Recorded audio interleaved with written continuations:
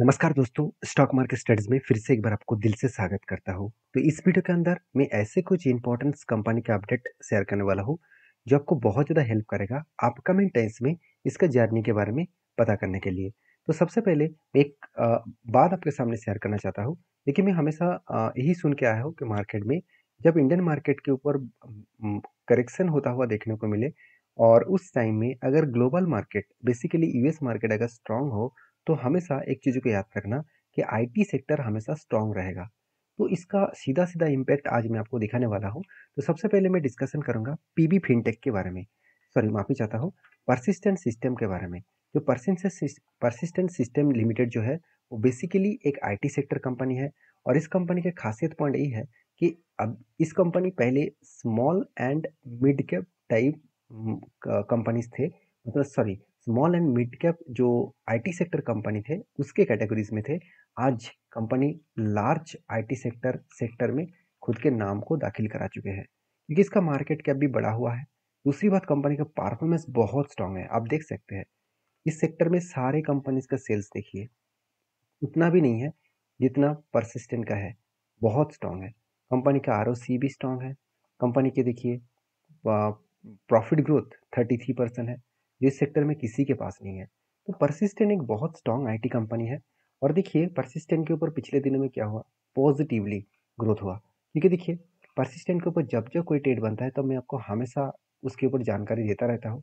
तो फिलहाल के लिए देखिए कंपनी के ऊपर जो ट्रेड बना था कुछ इस तरीके से, एक दो तीन चार पाँच छः सात, सात के साथ टोटल बाइंग कैंडल बने।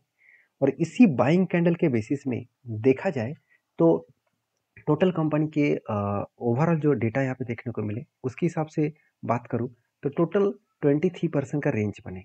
तो 23% का जो रेंज बने, तो इस रेंज के बेसिस में मुझे क्या चाहिए था कि जब शेयर नीचे आकर इस लेवल को टच करे, मतलब तो 3930 का लेवल अगर टच करे तो यहाँ पे एंटी बनेगा और इस पिक लेवल तक इसका टारगेट बनेगा।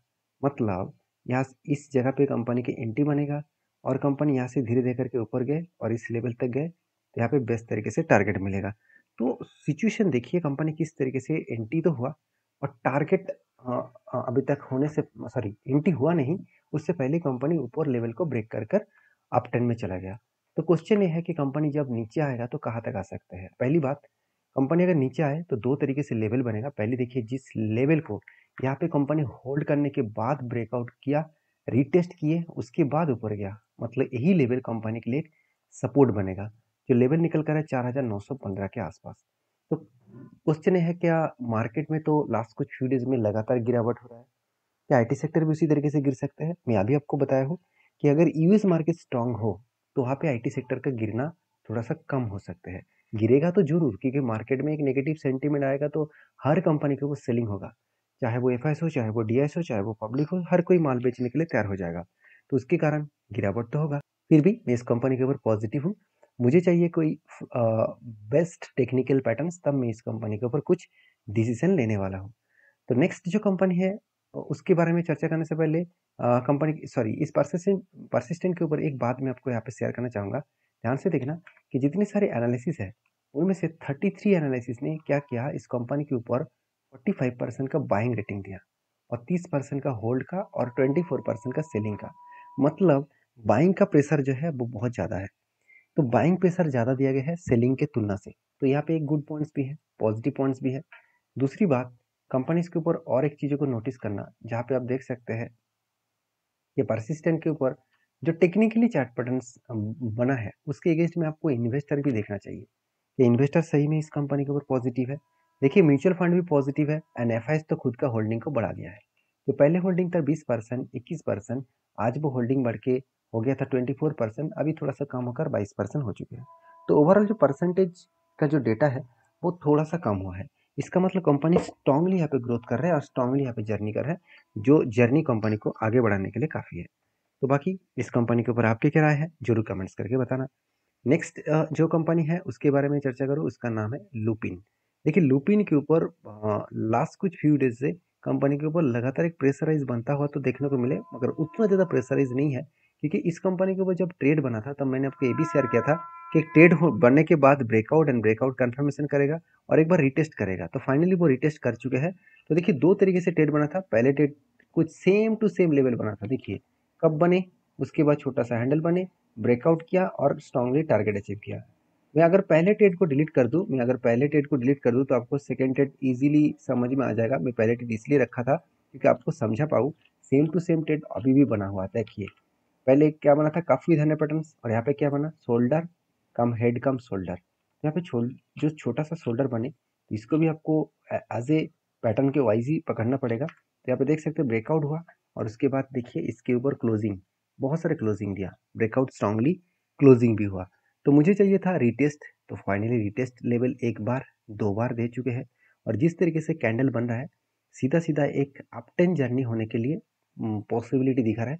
तो अगर मेरा एंट्री पॉइंट यहाँ पे है तो मैं टारगेट कहाँ तक लेकर चलूंगा। देखिए ये मैं कोई आपको टारगेट नहीं दे रहा हूँ, मेरा खुद का टारगेट है, मेरा खुद का रिक्सी ट्रेड है। तो प्लीज इस रिक्सी ट्रेड को आप स्टडी करके काम करिए, बैक टेस्टिंग करके काम करिएगा।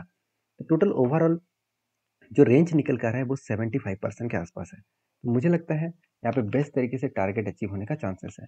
तो बाकी इस लुपिन के ऊपर आपके क्या व्यू है जरूर कमेंट्स करना। क्योंकि देखिए मुझे इस कंपनी के ऊपर टेल देने से पीछे 2 रीज़न है। पहली बात, एनालिसिस ने देखिए इस कंपनी के ऊपर सेलिंग रेटिंग ज़्यादा दिया है। कोई बात नहीं, सेलिंग दे ही सकते हैं। एनालिसिस ने दिया उसका अगेंस्ट में सेलिंग ही होगा, बाइंग नहीं होगा, ऐसे बनना गलत होगा। क्योंकि बाइंग का भी परसेंटेज है, होल्डिंग का भी परसेंटेज है। अगर बाइंग का परसेंटेज 10 के नीचे होता, 10% के नीचे होता, तब मैं कुछ इस कंपनी के ऊपर नेगेटिव सोचता। बाकी देखिए कंपनी का परफॉर्मेंस देख लीजिए, स्ट्रांगली कंपनी का प्रॉफिट ग्रोथ एंड रेवेन्यू का ग्रोथ भी बहुत स्ट्रांग है। तो जो कंपनी का profit growth and revenue growth बहुत स्ट्रांग है तो वो कंपनी आज नहीं तो कल तो ऊपर जाएगा। दूसरी बात, लुपिन के ऊपर एक चीज़ों को आप याद भी रखिए, कंपनीज के ऊपर जब प्रॉफिट एंड लॉस को चेक करेंगे ना तो आपको सब कुछ क्लियर हो जाएगा कि कंपनी में कितना स्टेबिलिटी है। जैसे देखिए लास्ट 10 ईयर में कंपनी का सेल्स 6% के आसपास हुआ करता था और करंट टिल टू मंथ मतलब लास्ट एक साल में करंट मंथ तक 17% का सेल्स बढ़े। और उसी तरीके से प्रॉफिट ग्रोथ देखें तो 133% के आसपास टोटल प्रॉफिट ग्रोथ दिखे। तो ओवरऑल जो परसेंटेज है यहाँ पे अच्छा खासा एक ग्रोथेबल परसेंटेज देखने को मिला। शायद इसीलिए कंपनी धमाका रिटर्न भी लास्ट 3 ईयर्स में एंड लास्ट 1 ईयर में कंपनी दे चुके हैं। तो बाकी आपके पास क्या लुपिन है जरूर मुझे कमेंट्स करके बताना। नेक्स्ट जो कंपनी है उसका नाम है पीवी फिनटेक, जो मैंने पहले ही आपको बता दिया था। तो पीवी फिनटेक बेसिकली पॉलिसीबाजार.com इस नाम से आप जानते हैं। देखिए जिस तरीके से जोमेटो ने लॉस मेकिंग कंपनी को प्रॉफिट कराया, इस तरीके से उज्जीवन बैंक का खराब हालत से अच्छा हालत आज पहुंच चुके हैं, उसी तरीके से पीवी फिनटेक भी एक स्टार्टअप था, अभी भी स्टार्टअप है। और बेसिकली ये एक ऐसा प्लेटफॉर्म है जो मुझे लगता है फ्यूचर में एक बहुत बड़ा धमाका कर सकते हैं। क्योंकि राकेश जूनवाला जी ने एक बात कही थी कि फ्यूचर वही कंपनी सबसे ग्रोथ करेगा जो कंपनी का डिमांड आज अमेरिका में सबसे ज़्यादा है और अमेरिका उस सेगमेंट के ऊपर अभी लीडर बन चुके हैं। तो देखिए अमेरिका में जब फूड डिलीवरी का प्रोजेक्ट दिखा तो आज इंडिया में जोमेटो स्विगी इस तरीके से काम कर रहा है। वॉलमार्ट्स को देखकर डीमार्ट ने बिजनेस स्टार्ट किया। उसी तरीके से इंश्योरेंस को देखकर इंडिया में भी इंश्योरेंस प्लेटफॉर्म स्टार्ट हुआ और आज एक एक करके धीरे धीरे करके लोग इंश्योरेंस की तरह इंटरेस्ट हो रहा है, चाहे वो लाइफ इंश्योरेंस हो, टर्म प्लान्स हो, और भी बहुत सारे इंश्योरेंस है। और पीवी फिनटेक एक ऐसा कंपनी है, एक ऐसा प्लेटफॉर्म है जिसके माध्यम से आप बहुत सारे कंपनीज को कंपेयर करके सारे डेट्स को चेक करके आप इंश्योरेंस ले सकते हैं। देखिए मैं पीवी फिनटेक का कोई प्रमोशन नहीं कर रहा हूँ। मेरा कहने का मतलब है कि कंपनी की अगर बिजनेस को बारे में हम लोगों को पता नहीं तो काम करने में तो बहुत ज़्यादा दिक्कत आएगा। तो पीवी फिनटेक का हालत क्या है, पहली बात देखिए पीवी फिनटेक के ऊपर जब एंट्री बना था मैंने आपके साथ शेयर भी किया। सेम टू सेम देखिए यहाँ पे भी लुपिन के जैसे ही पहले ही एक पैटर्न बना था। कब बने, उसके बाद 2 बार हैंडल बने, फाइनली ब्रेकआउट हुआ, रिटेस्ट किया और यहाँ से कंपनी धीरे धीरे करके टारगेट को हिट किया। तो basically fast entry point and target point तो बेस्ट तरीके से यहाँ पे हिट हुआ। ये first entry point and target को मैं डिलीट कर देता हूँ क्योंकि मुझे सेकेंड पॉइंट्स मिल चुके हैं। पीवी फिनटेक देखिए जो लाइफ टाइम हाई को ब्रेक किया तब यहाँ पे एक पैटर्न क्रिएट हुआ। पहले कब बने, उसके बाद हैंडल पैटर्न बने और फाइनली ब्रेकआउट भी हुआ, ब्रेकआउट कंफर्मेशन भी हुआ और उसके अगेंस्ट में मुझे लग रहा है कि कंपनी एक बार रिटेस्ट करने के लिए जरूर आएगा। तो फाइनली एक बार रिटेस्ट तो करने के लिए आया तो था, मगर टच करने से पहले ही बाउंस कर गया। तो जिस तरीके से मार्केट के ऊपर करेक्शन माहौल देखने को मिला है, अगर इस तरीके से माहौल 1-2 दिन और चलता रहे तो ज़रूर वो इस सपोर्ट लेवल को टच करेगा, जो लेवल है 1470 के आसपास। अगर इस लेवल को टच करके पिक लेवल तक गए, जहाँ तक इसका टारगेट पॉइंट्स है, वो करीबन करीबन 2587 के आसपास। अब ये टारगेट मैंने सेट नहीं किया, जो स्ट्रैटेजीज है उस स्ट्रैटेजीज के अकॉर्डिंग यहाँ पे मुझे मिला। तो प्लीज़ इस तरीके से टारगेट लेने से पहले आपको एक बार डीपली कंपनी के ऊपर रिसर्च करना चाहिए, उसके बाद काम करना चाहिए। तो पीवी फिनटेक के ऊपर आपके क्या ओपिनियन है, जरूर मुझे कमेंट्स करके बताना। नेक्स्ट जो कंपनी है उसका नाम है POCL एंटरप्राइजेस लिमिटेड। तो POCL enterprises limited basically 400 crore का कंपनी है। अपडेट ये है कि कंपनी के ऊपर स्प्लिट का अनाउंसमेंट हो चुके हैं। 25 अक्टूबर कंपनी हर एक के बदले 5 शेयर देने जा रहे हैं। अभी आप कहेंगे सर 5 शेयर किससे मिले, कहाँ से मिलेगा? देखिए फेस वैल्यू कितना था 10, अभी कितना है 2, मतलब 10 का फेस वैल्यू अभी 2 बन चुके हैं, 2 बन जाएगा। इसका मतलब अगर 10 से मैं 2 को 2 देकर डिवाइड करूँ तो निकल के आएगा कितना 5, मतलब एक के बदले कंपनी 5 शेयर देने जा रहे हैं। ये था कुछ अपडेट्स। वीडियो अच्छा लगे तो प्लीज़ लाइक करना। इस वीडियो को देखकर ब्लाइंडली ट्रेड मत कर लेना, क्योंकि मेरे तरफ से कोई भी रिकमेंडेशन नहीं है। काम करना है तो आपके ओपिनियन के हिसाब से ही करना पड़ेगा। तो मिलते हैं नेक्स्ट वीडियो में, तब तक के लिए धन्यवाद।